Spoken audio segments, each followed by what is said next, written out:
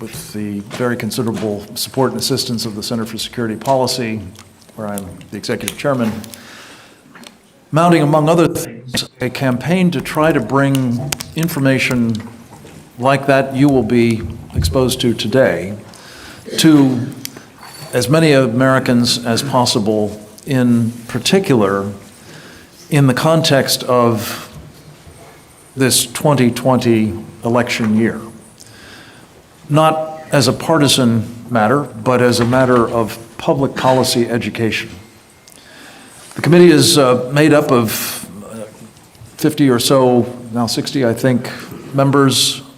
Some of them are national security practitioners, some of them are subject matter experts, some are business leaders, some are religious freedom activists or human rights champions. Modeled very much after an earlier initiative of a similar name, the Committee on the Present Danger, that in the 1970s helped articulate the threat that we were then facing from that time's existential threat to freedom, namely the Soviet Union. One of its members was Ronald Reagan. And that Committee on the Present Danger helped President Reagan, before he became president, think through, craft, and articulate a strategy that would serve in contrast to, and they helped President Reagan not only think through that strategy and articulate it for the American people's consideration, but to help secure a mandate for that candidate both to win the presidency and then to execute that strategy. In fact, President Reagan pulled 31 members of the committee into his administration to execute what came to be known as peace through strength, but in practice was rollback. And ultimately, shortly after he left office, it succeeded. And the rest, as they say, is history. Inspired by that example, that model, we have put together, under the leadership of our chairman, Brian Kennedy, who could not be here, a similar caliber of membership and concerted desire to serve that has now taken us, among other things, to 6 of the early primary states, or caucuses: Iowa, New Hampshire, Nevada, South Carolina, Texas, and now here in Maryland, for the purpose of trying to do 2 things. One, to elevate the issue, the importance of the threat posed by Communist China to our country in this election season. Because after all, the next president of the United States, whoever that may be, whatever political party or philosophy they may pursue, will find, make no mistake about it, the choice is going to be Communist China. We have a second purpose, though, and that is to try to both understand and help counter the threats we're facing from China. And in the course of the roughly year that we have been in business, the committee on the threat from China, and that is that we are underwriting it massively. By some estimates, Wall Street has transferred $3 trillion to China in the past decade or so. And you can buy a lot of threats for $3 trillion, and the Chinese have. So one of the other things that we're about in this state, and the ones that I've mentioned and others to come, is trying to help those in state elective office, and for that matter, appointive office, who have, whether in the executive branch or in the legislative branch, fiduciary responsibilities for overseeing the public pension funds of the states, that they may well be, in most cases we believe are, investing in Chinese companies, and not just Chinese companies that are not transparent, that are not accountable, that do not disclose their governance or material risks associated with investing in those companies. Something that, by the way, any American company in the US markets must do. They don't have to. You know why? Because they say that kind of information is a state secret. What could possibly go wrong? So we're trying to make sure that people understand all of that, but in addition, it turns out, as we have documented, and you can find much of the information about this at presentdangerchina.org, the website of the Committee on the Present Danger China. The other dirty little secret is that many of these companies are involved in some of the most dangerous of things that the Communist Party of China is up to. And we'll talk about that more, I'm sure, in the course of this conversation. But suffice it to say, we believe it is not simply outrageous that Americans are being induced to invest in such companies. There's a move afoot, by the way, now to have our military personnel be obliged to do so. Even though it means investing in companies, in some cases, that are building the weapon systems with which to kill our men and women in uniform, and quite possibly the rest of us. This is not simply outrageous. This is obscene.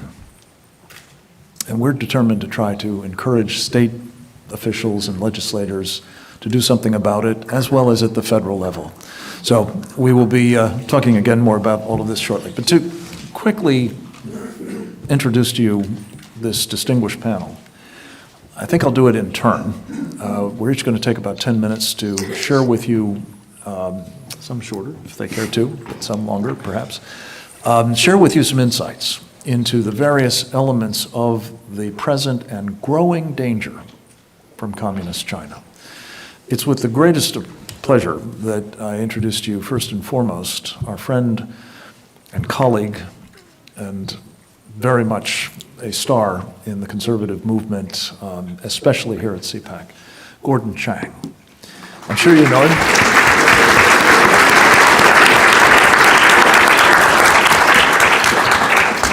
Obviously, no introduction is necessary, but just very briefly, let me say, he is not only a fixture on Fox News and in other media outlets where he contributes mightily to the public policy debate about the topics we're discussing today. He's also the author of 3 terrific books: The Coming Collapse of China, a prescient insight into what is now playing out, I believe. Also, Nuclear Showdown, North Korea Takes on the World, and most recently, Losing South Korea. Gordon, we're going to start with you. Let me turn it over to you. Thank you for being here and for all the work you do for all of us. Debt of gratitude. On Sunday, Chinese ruler Xi Jinping addressed 170,000 of his officials and military officers about the coronavirus outbreak. And he said that the epidemic exposed the quote-unquote obvious shortcomings of the Communist Party's style of governance. Well, of course, that's an understatement, and it's also the closest that you'll ever get to having a communist leader admit error. And this is going to be, I think, one of the critical elements as we look at China going forward. There is, of course, a lot of error to admit. The first symptoms of coronavirus showed up on December 1 in China. The first case was diagnosed December 8th. There was a low-key public announcement on December 31st, but the real public acknowledgement, the first public acknowledgement of the epidemic was on January 20th, when Xi imposed some draconian measures. And now China is in mortal danger. So for instance, the economy in China is contracting. Oil demand is down 20% year on year. Car sales, for the first 16 days of this month, they were down 92% over the same period last year. Only about a third of Chinese workers have gone back to their job sites, and events all across China have been canceled or postponed, including, for instance, the Canton Fair. That is the big and premier trade fair in China. It is scheduled for April, and now it is postponed. A contracting economy, of course, is an existential threat to a regime that depends upon the continual delivery of prosperity as the primary basis of its legitimacy. And at the same time, the Chinese people are white-hot angry. A tipping point occurred on February 7th of this month, when a doctor in Wuhan, Li Wenliang, died. He was one of the Wuhan eight doctors who tried to warn his city and the rest of China about this pneumonia-like epidemic. And since that time, the Chinese people have understood the dimension of what's going on. The hashtag was, "We want the right of free speech." Also, the Chinese people, like the people in Hong Kong, have adopted, "Do you hear the people sing?" That is, that politically charged anthem from Les Miserables. Also, at about the same time, you had leaders in Beijing, in the academic community, start to talk out loud about all of these issues. So, for instance, you had one professor at Tsinghua University call Xi Jinping, quote, "not very smart," and he demanded that Xi step down. This was at the same time as you had a number of academics write an open letter to the National People's Congress, and that letter was entitled, "The Right of Free Speech Starts Today." I think that what we are seeing is essentially the Chinese people understand that the disease, of course, is coronavirus, but the real disease is communism. You know, the boldness of these recent developments suggests that the Chinese people are, for the first time in 2 decades, 3 decades, are starting to lose their fear, not only of Xi Jinping, but the Communist Party itself. And then the question becomes, well, why are we concerned about all of this? I think there are 2 reasons to focus on. First of all, beginning on February 5, we have seen both the Communist Party and the Chinese Foreign Ministry lay the groundwork for blaming the United States for the spread of coronavirus in China. And that was especially evident just a few hours ago when Dr. Zhong Nangshan, who was the hero of the SARS epidemic in 2002 and 2003, actually said, well, yes, the first diagnosed case of coronavirus was in China, but the origin was not in China.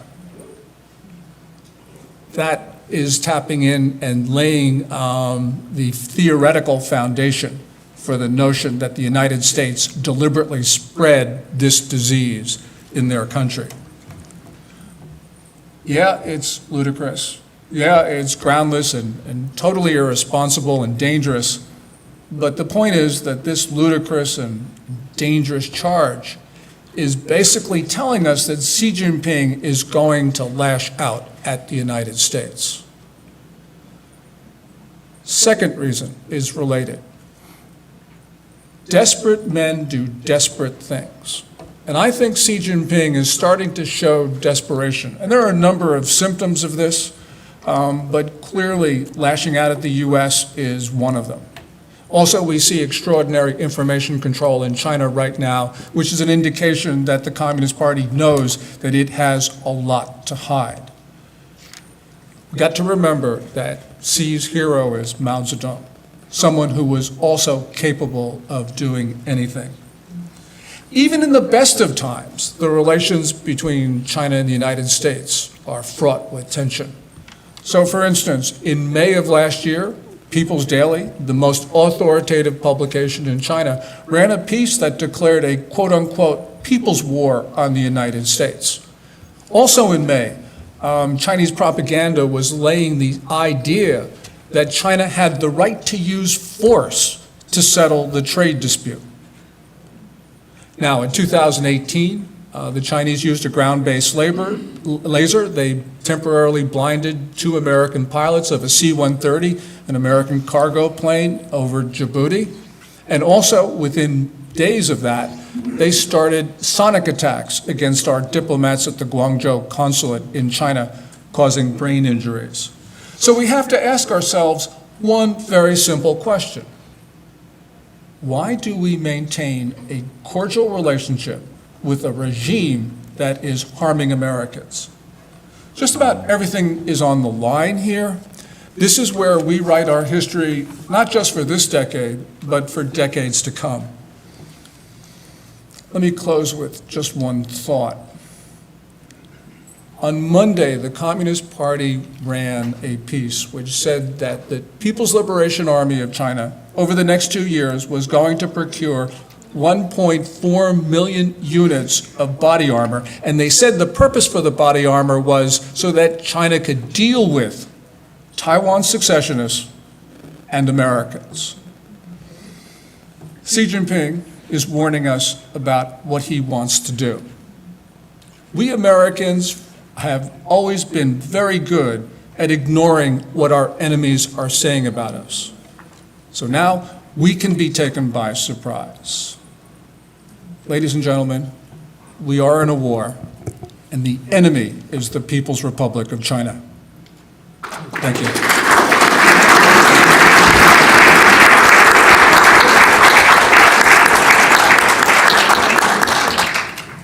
Gordon, thank you.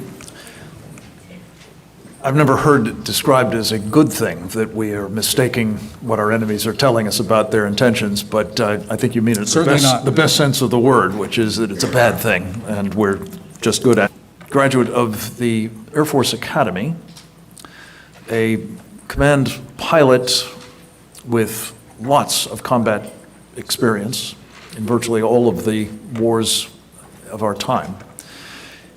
He most recently served as the commander of a very large Air Force command, the Air Force Education and Training Command at Joint Base San Antonio Randolph, which teaches over 250,000 students per year, as I understand it.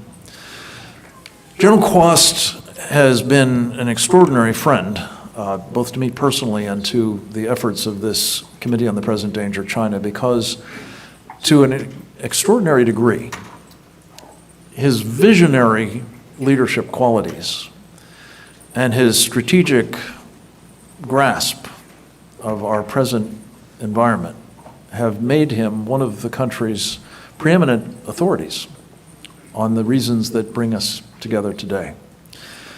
I am thrilled that he could make it today. He has been fitting in this visit with some testimony on Capitol Hill, which is, I hope, something he'll be drawing on in his remarks with you. I think you'll find them both extraordinarily informative and I hope inspiring as well. General Quast. Well, thank you, and thank you.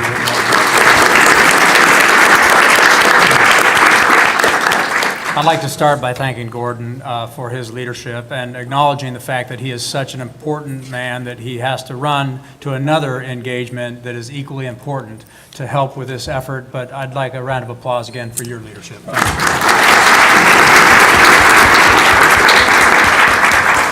So when he stands up and leaves, it doesn't necessarily mean he doesn't like what I'm saying.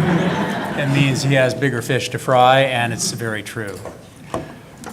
You know, we are living in extraordinary times. I know people say that, but I'd like to dive into that a little bit with you and unpack that a little bit with you. What is really going on around us? And it will fold into everything that has just been said and will be said. But if you all remember how a doctor who wants to see what's going on in your cardiovascular system and your circulatory system, the doctor, she'll put some dye in your bloodstream, and then they can see where the blood is going. They can map this intricate and unmappable series of what is going on with the capillaries and the veins and the arteries. And I think this coronavirus is starting to reveal to us as an American people this picture of the interdependencies of our economies and all of the elements of society that make us healthy, whole, and safe. Whether it's the pharmaceutical dependencies we have on China or the computer chips or the other industries, what we're watching is we're watching a visual manifestation in our market, in our stock market, of the interdependencies and the vulnerabilities that exist in the world that we have created. And that doesn't have to be a bad thing, but it has to be something we look at clear-eyed. that we are in trouble if we are dependent on another society that states as its purpose the value of subjugating human beings and taking away their freedom. And the reason this is important to start out this conversation is because our Constitution and our very values, the very reason we exist, is predicated on the fact that every human being is created equal and that there is an inalienable right of freedom being exercised, at least in our Constitution, with the freedom of speech, the freedom to own land, the freedom that you know so well because you live it every day, and in fact, you live it so the soul of humanity, and it cannot stand. So the same reason why we had to fight Hitler is because he stole away the freedom of his people, and it was going to affect the entire world, and we started too late. And we paid a large price in blood and treasure to regain the high ground against a tyrant like Hitler. The Soviet Union was stealing away the freedoms of their people, and thank God we had a leader visionary enough in President Reagan that found a strategy that could win without a fight. And in our age now, we have the same manifestation of a government that is stealing the freedoms of their people in the form of communism. And the question we have before us is, are we clever enough and smart enough and dedicated enough to design a strategy to win without a fight? Because the Chinese people are beautiful. The Chinese people are great, but they are suffocated by a communist party that is stealing away their greatness. And we must find a way to a peaceful outcome together, but without giving any quarter to the Communist Party. And here's why.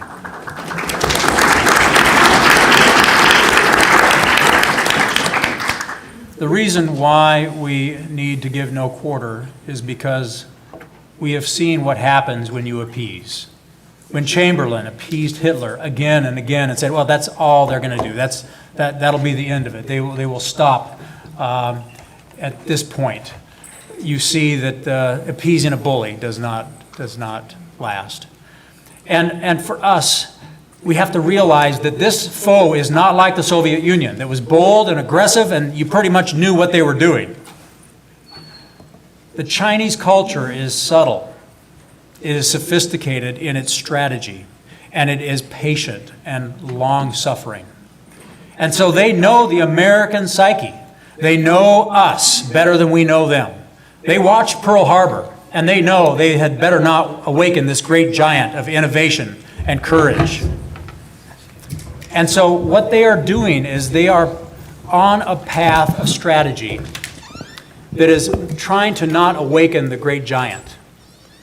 Subtly and slowly, taking over our businesses, buying up our debt, dominating markets that give them information dominance. And Huawei and 5G is the manifestation of that information dominance that is going to move into space in a space layer with a quantum backbone that is coming our way faster than we think.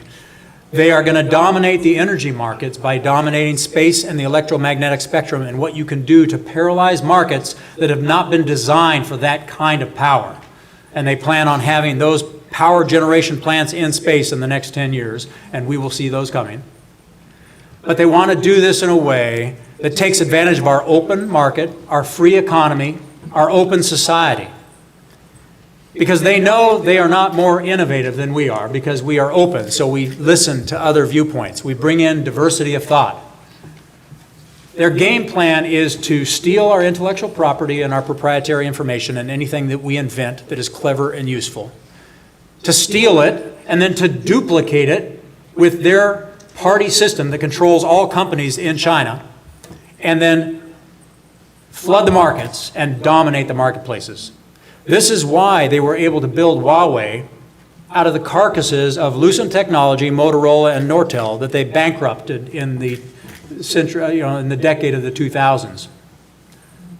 Because they lured them in with $1 billion gifts and incentives, and then they stole their technology, duplicated, dominated, and put them out of business.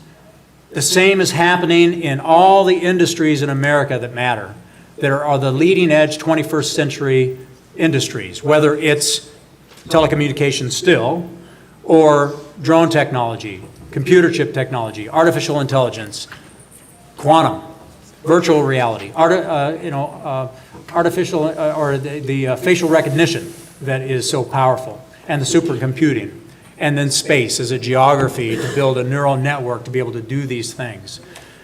But they have stated openly, and those of us who read everything they write and listen to every speech know that just as he is a disciple of Mao, he is a disciple of Lenin and Stalin, and they see freedom in our Western civilization as an existential threat to their survival over time, because it's an existential threat to their control of the people and the Communist Party.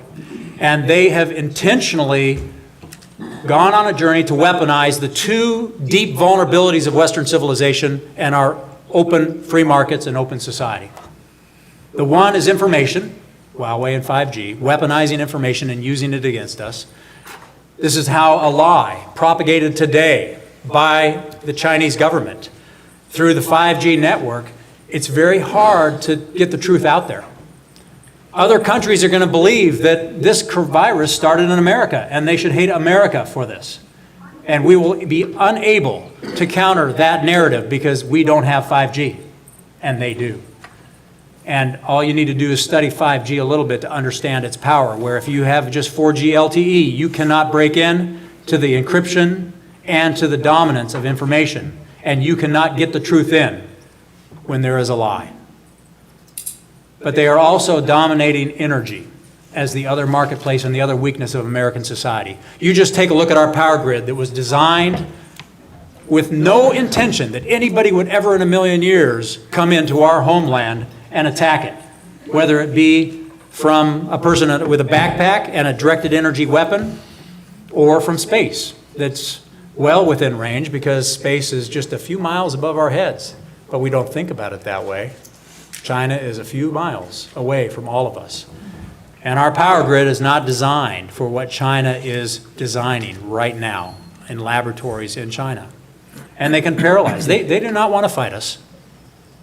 They want to paralyze us slowly over 100 years so we go at it with a whimper because they have dominated us economically. So these realities of an enemy that is clever, sly, that understands America better than we understand them, are on this 100-year strategy to strangle us, and so that we go out with a whimper. And we didn't even know that this slow-growing vine around our spinal cord paralyzed us before it was too late. This is from a person who studies strategy and competitive advantage for a living. And this strategy is as old as time. It's just that America has been so unilaterally dominant since World War II, economically, socially, politically, culturally, that we believe we will always be successful because we always have been successful. Nobody in this room had to fight Hitler. Nobody in this room really understands what a true threat of Hitler would feel like. And China is intending that we never feel that as a nation, because if we do, we will awaken and we will out-innovate.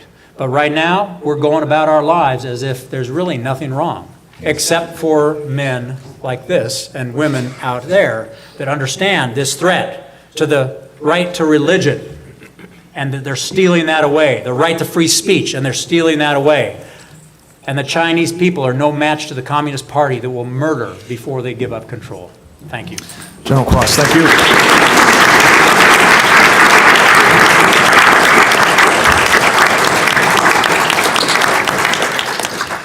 I did want to mention that one of the women who was going to be on this panel unfortunately fell ill, which is a real shame. Rosemary Gibson is her name. And I think something that the General touched on there a moment ago is her principal focus, and should be very much on our minds as we're thinking about the supply chains that are now beginning to become sclerotic, I guess at best, and maybe severed altogether. Specifically, her focus has been on our dependence upon Communist China for medicine. Something on the order of 80 to 90% of our medicines, to be precise, and gloves, and masks, and sterile gowns, and the like, medical equipment of various kinds. This is a huge problem, and I'm sorry she's not here to address it specifically, but I did want to mention she should have been and would be with us otherwise. And again, thank you, General Quast. Next, we're going to hear from a man I consider to be a human trifecta. He has been with us on, I think, all of our programs to date on these, as we say, the 2020 Policy Battlespace Threat Briefings of the Committee on the Present Danger of China. He is a member of that committee, but his three particularly remarkable attributes, which make him especially welcome in these presentations, is that he is a survivor of the Tiananmen Square massacre. He is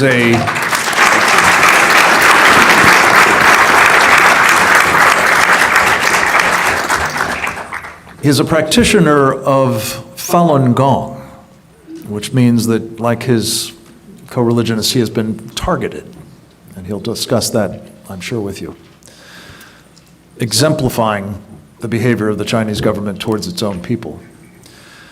And third, and particularly relevant to our present pass, he served in the uniform of the United States Army for 9 years, initially as an enlisted man, rising through the ranks to a commissioned officer and captain, with which he complemented his PhD in microbiology to work as the director of the Viral Disease Laboratory at Walter Reed.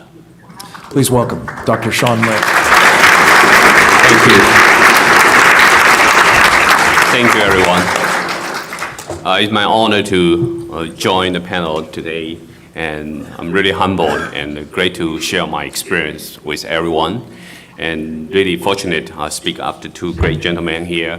And I would like to say, actually, as an opening, say the communist regime is the enemy of all humanity.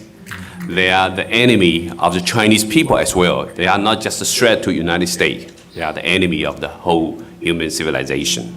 Amen. So for me, when I was young, I was just a freshman in college. I had the opportunity to go to Beijing to support the student movement in 1989. And on the eve of the persecution, and we, fortunately, a small group of students were able to withdraw from the Tiananmen Square. But when we withdraw, the PLA already opened the fire, and you can hear the gunshot hitting the monuments.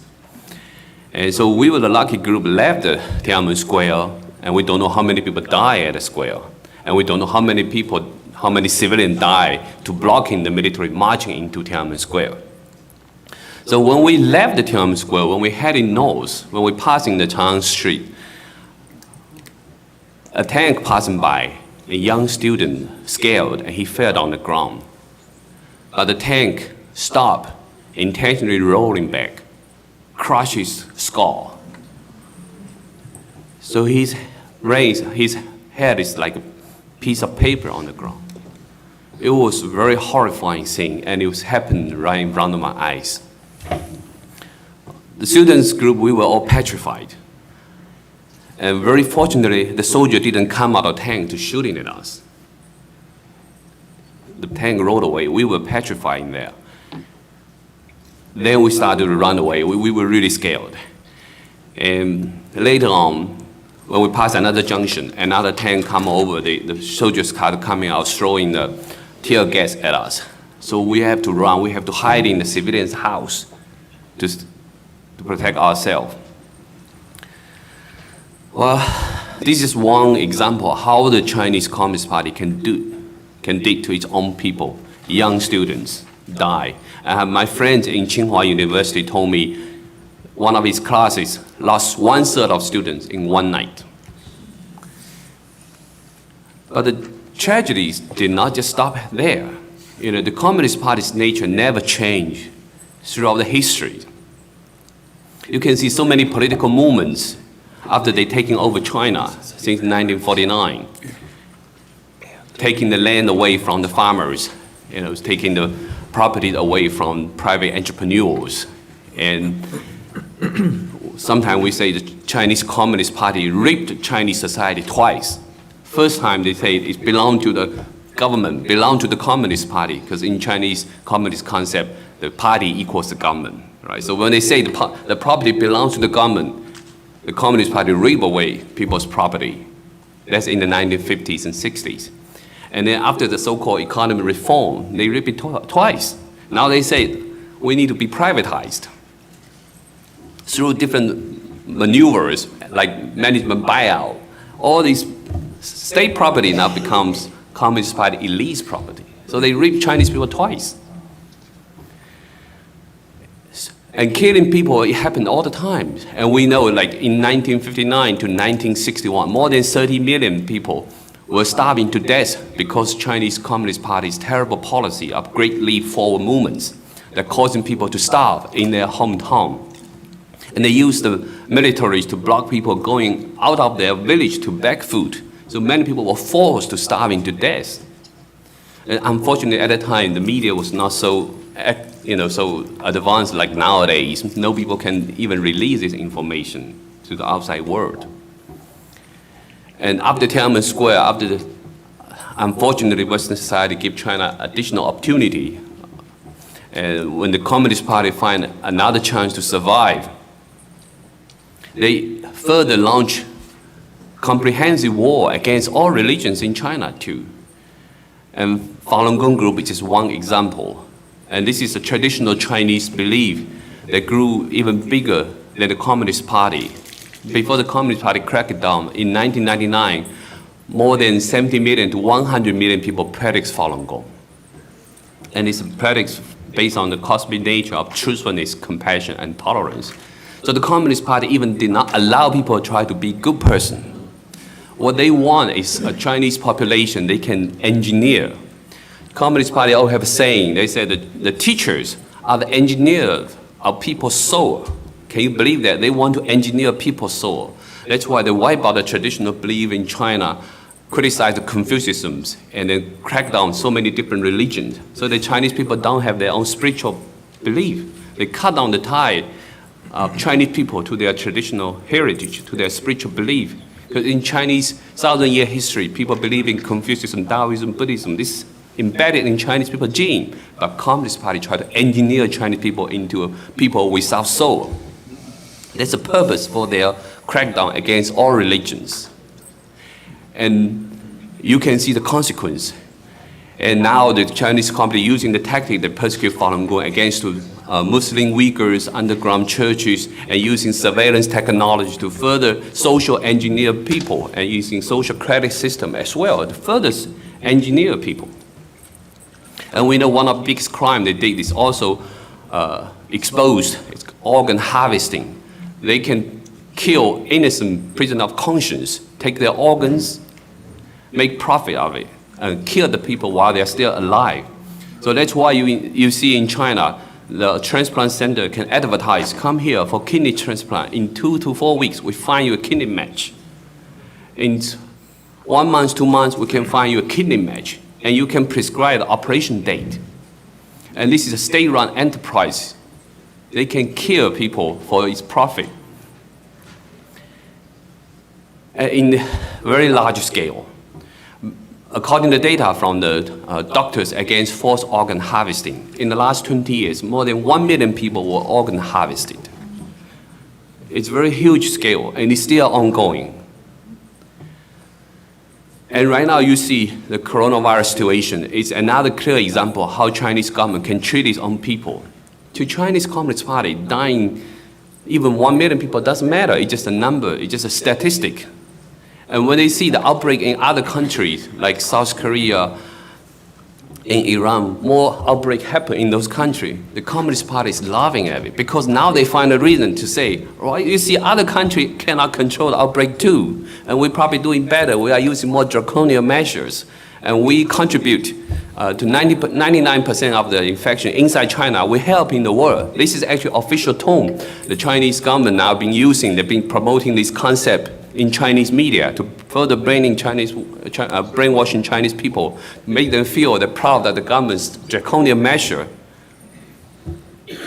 And I think the US government will be falling into Chinese propaganda trap if we praise in China's efforts to contain the virus.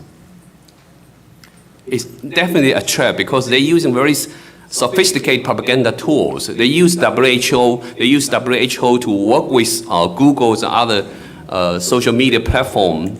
And any YouTubers, if you talk about coronavirus, now Google very easy to yellow tag you so that you cannot receive money, no advertisement for these kind of videos. In the name that you need to control the misinformation about coronavirus. And WHO is leading, is working cohort with the Chinese government on this one. And then they blame the United States, like Gordon mentioned. So is this a whole complete sophisticated scheme to blame the United States for coronavirus outbreak? So you can see to them, dying more people in the world doesn't matter because they can justify. We're doing better, we do better control in China. That's the nature of the Communist Party. So the threat is imminent there. And the world definitely need to know what the communists want to do next so that we can prepare ourselves. And we need to really understand the Communist Party is against all humanity. And it's the enemy of the Chinese people and it's the enemy of the whole civilization. Thank you.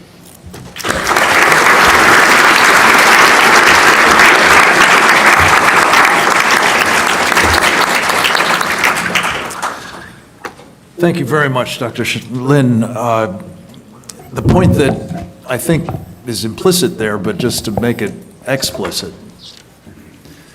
is that any government that treats its own people this terribly cannot be relied upon to treat ours better. As the cleanup matter, though it's completely out of protocol, we're very pleased to have with us a member of Congress who was delayed because he had to do his job over there, namely to vote. And it is really one of the high points of any program in this conference to have Scott Perry in the room. Scott is, as you may know, a member of Congress representing the 10th District of Pennsylvania. He is a member of the Foreign Affairs Committee and the Transportation and Infrastructure Committee in the House of Representatives. He is a member of the Freedom Caucus as well, and a great leader on all of the things that CPAC participants, and I believe hundreds of millions of other Americans, care about. And as I say, I have the privilege to have him as a personal friend, but as a real inspiration, and I urge you to welcome him very warmly to our panel. Thank you, Frank.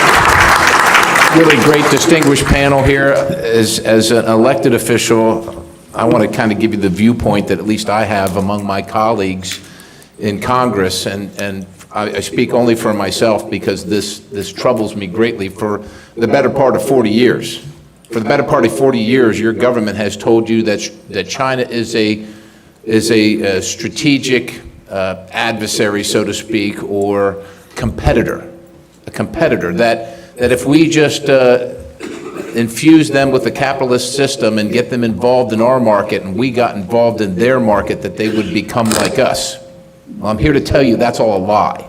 All right, it's been a lie, and they believed it, and they took great efforts to make that so.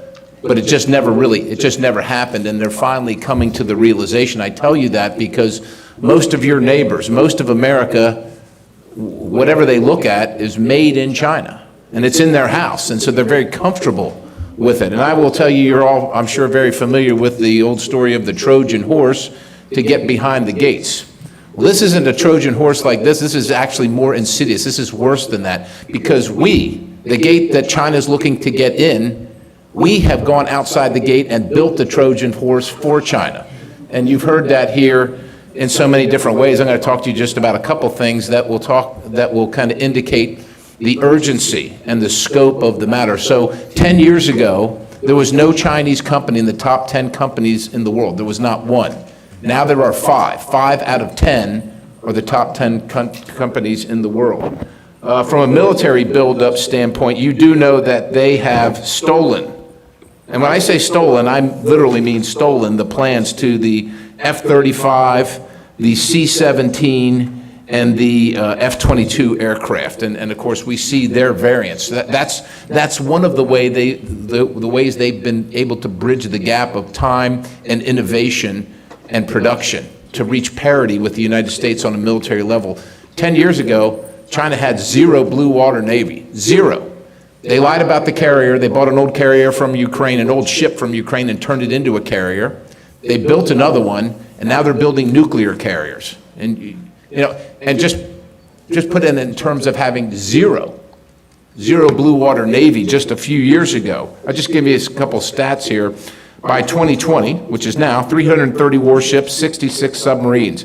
In 10 years, 450 surface ships and 99 submarines.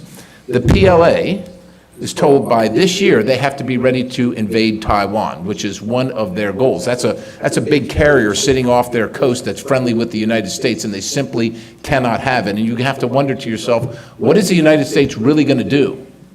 What is the United States going to do if they invade China? They have stolen our hyper missile technology, so we're talking in excess of 7,500 miles an hour. We have 0 defense, and so what we talk about left of launch. So if you look at a timeline moving to the right, what their plan is, it doesn't matter, folks, if we have the best carriers, the best fighters, the best bombers, the best training, the best equipment. I tell people it's never going to get out of the hangar. It's never going to get out of the port. They're going to know where every single submarine we have is, and when I say left of launch, by the time we decide we're going to do something, to defend a friend or to defend ourselves, they're already going to know it. I suspect Steve or Gordon talked about quantum communications and the dark side of the moon and so on and so forth. All the things that they are doing and beating us in right now to make sure that no matter what we have and no matter how good we are, it's not going to matter because we're not even going to make it to the fight. We're going to be back here, right? That's right. And so that's what they're doing. I mean, the numbers are staggering. They want nearly 42,000 land and sea-based unmanned weapons in 3 years. Just think about how many drones will be floating under the sea tracking our submarines, tracking the nuclear triad everywhere. Just think about planes trying to take off, the ones that do make it out because they didn't get them in the left of launch sequence, being swarmed by a bunch of drones targeted to fly into the engines. These are the plans. This is incredibly insidious, and that's just the military component. What's actually more insidious is some of the other things that they're interested in doing. You talk about self-driving cars, and you're concerned maybe with Tesla, if you looked at recently a case where the car crashed, or Google or anybody where the car crashed. What about the Chinese system that's in every single one of those cars when China wants to disrupt America and tells the car to run over people in the street? That's what the capability is that we're talking about. Every single thing, every part of your daily life, part of it. Now, how do they get the money? Think about this. We have these companies that General Quast talked about that have been run out of business, American companies, and some that are on the verge right now by China. China gave Huawei $100 billion as a line of credit. You wonder how this happens? Where does China get the extra $100 billion? Well, ladies and gentlemen, unfortunately, it's you and it's me. We're helping finance it. And this is the plan. So let me just, as a person who's been privileged and honored to serve in the military for many, many years, as the good general has here and a good captain has here, we pay into TSP, Thrift Savings Plan, and if you work for the government, you can pay into Thrift Savings Plan too. But it's even, to me, it's even more insidious as a person who's worn the uniform who might have to face an enemy that is China someday. So just a couple years ago, the Retirement Board, which oversees the management, I think about $500 billion, adopted a new benchmark for TSP, the International Stock Fund, the I Fund. Understand what that means in the capital markets and otherwise. Every time we invest in our retirement, we're investing in China. The same companies, I got a whole list of companies here that are stealing the F-35, the F-22, the C-17, the hypersonic, they're stealing it, and we're financing them to steal it right now. There are not the same requirements for Chinese companies investing in America than there are for American companies. This is the insidiousness of it. And so what the plan is, quite honestly, is so many Americans will have their retirement, their stock. I heard it from constituents just this week with this virus and the loss in the capital markets, and they're saying, my stock's down. What are you doing about it? They're worried about it. Well, think about when China wants to do something in the United States and we want to respond, and everybody in America that got stock goes down, the advocacy that's going to pressurize Washington, D.C. under those circumstances. By 2025, China's they've got the Assassin's Mace and the 100-year marathon, and Made in China 2025. Let me just talk to you about a couple things, and then I'm sure your folks will have some questions, and Frank's got a good program here. This is some of the things that they're really interested in. Robotics and automation, biotechnology, aircraft and aircraft components, agriculture. You think this is all high-tech stuff or all military stuff? Agriculture. We got to be able to feed ourselves, and if you can't, like that's what they're looking at. Clean energy vehicles, electric generation. Think about what happens when the power goes out, when they put all our generation and transformer companies out of business, occurring right now. New materials, you've heard of rare earth minerals. Folks, they're not rare, but we won't mine them in this country because of regulations, and they use their capital projects to go around the world, buy that stuff up, and close us out of the deal. Maritime vessels and marine equipment, advanced rail equipment, you think, who cares if they want to buy the San Francisco transit system? God bless China if they want to do that. That's where it starts. And then they take the rail yards and the supply chain. And not only the supply chain about the paper plates and the masks that are coming to your house, the supply chain that this general will use to project power around the world. They're going to know which car the tank is sitting on, and they're going to know what its disposition is and whether to disable it in place or wait till it gets another couple miles down the road. When you think about how the insidiousness and the total encompassing involvement of China, who, by the way, the PLA has declared us as their enemy. They've said so. They have said so. We just haven't figured it out yet, or we're too afraid or too unwilling to mention it. But when you think about how they're involved in every single aspect of every part of your life, and all it takes from them is a flip of the switch, especially if Huawei has 5G. It destroys America just like that. And that's what we're headed for. So I just urge you, wherever you're from, talk to your member of Congress. I can get little help on some of the efforts that we're trying to move forward about the urgency of what's in front of us right now. But I hope I've kind of depicted a little bit of it for you, and I turn it back to Frank. You have. Congressman, thank you.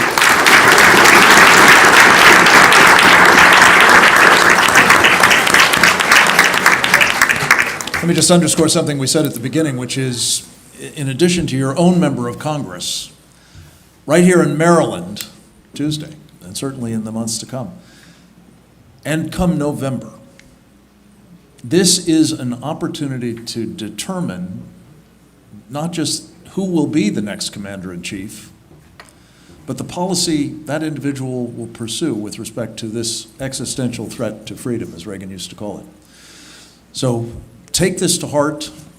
Please join us and find out more at presentdangerchina.org. We would love to have your assistance and collaboration. We have 5 minutes to take a question or two. We'll start with you, sir. Yeah, thank you. Brief question, please. When Iran took over our embassy, Carter kicked out all the Iranian students from our universities. China has thousands of graduate and postgraduate students in our universities studying high technical subjects.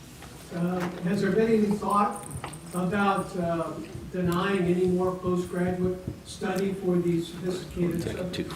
So Let me just repeat the question. Yeah, the question is, we have a lot of students here from China. Has there been any consideration to blocking them out due to this conversation? And my answer to you, at least my personal view, absolutely not.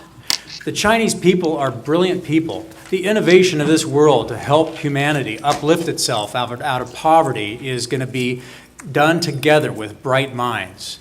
We are not going to get the genie back in the bottle. We are so interconnected in this world of the internet and all of the quantum that's coming to be able to communicate in ways you can't control. it's impossible to stop that. Plus, we wouldn't want to. We would attenuate our own creativity by not bringing the Chinese people into that.